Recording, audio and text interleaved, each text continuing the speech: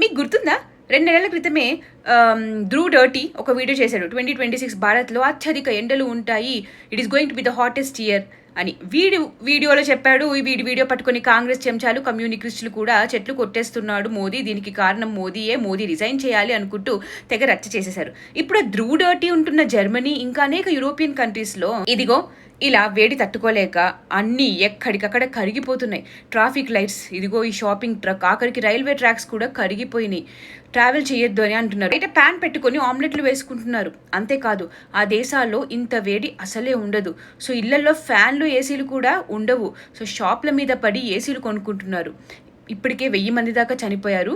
దీనికోసం ఈ జర్మన్ బాబు వీడియో ఎందుకు చేయలేదు? వాడు ఉండే దేశం గురించి ఎందుకు మాట్లాడట్లేదు? ఓ విదేశాల్లో జరిగితే అది న్యాచురల్గా జరిగింది, అందరి దగ్గర వేడి పెరిగింది, అక్కడ పెరిగింది అని అంటారు. వా రే వా. ఇంకా వీళ్ళ వీడియోలు చూసేవాళ్ళు ఆలోచించాలి.